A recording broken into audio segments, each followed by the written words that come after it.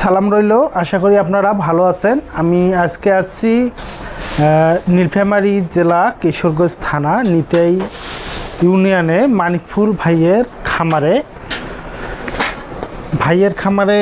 আমরা দেখতে পাচ্ছি বেশ কয়েকটা বকনা। আসলে মানিকফুল ভাইয়ের কাছ থেকে একটু আমরা জানবো এই বকনাগুলো কীভাবে উনি পালন করে। আপনার খামারের মানে কি সিস্টেমে আপনি বকনাগুলো পালন করেন? আমি এডি বকনা কিনে আনি আমি কনসেপ্ট করি আমি বিক্রি করি। বকনা নেওয়ার পর ওটা গর্ভবতী হলেই বিক্রি আপনার একটা ভালো অনেক লাভ হয়, অনেক লাভ আসে। বকনায় ভালো। জি, ধন্যবাদ মানিকফুল ভাইকে। ওনার প্রধান টার্গেটে হলো বকনা গরু আনার পর কিছুদিন পালন করে যদি গর্ভবতী হলে উনি সেল করে দেয়, তাতে একটা ভালো লাভ পায়। আপনারা যদি কেউ এমন উদ্যোগ নিতে পারেন তাহলে সেই ক্ষেত্রে আপনি বকনাটা কোথা থেকে নিয়ে আসেন? এগুলো অনেক দূরের থেকে নিয়ে আসি।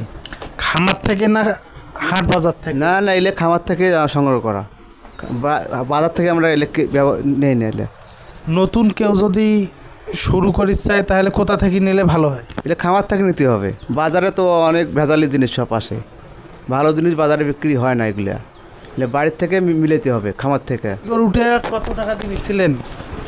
এইটা নেওয়া ছিল প্রথমে 65,000। এখন বর্তমান গর্ভবতী আছে গাভীটা? জি, এখন চলতেছে 7 মাস চলতেছে, 7 মাস। এখন এই গাভীটা বিক্রি করলে আপনার কত হইতে পারে? এখন বিক্রি করলে 2 লাখের কাছাকাছি যাইতে পারে। 2 লাখ। আর এগুলো এখনো হিট? না, এখনো হিট আস্তে আস্তে বীজ দিতেছে না। 2-1 মিস দেবে? মিস দেওয়ার পরে হিট বীজ দেওয়া হবে। ধন্যবাদ ভাইকে।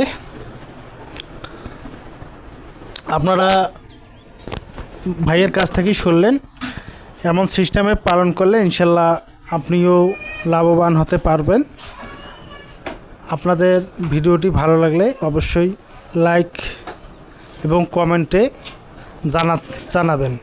আপনার সকলের সুস্বাস্থ্য কামনা করে এখানে শেষ করলাম।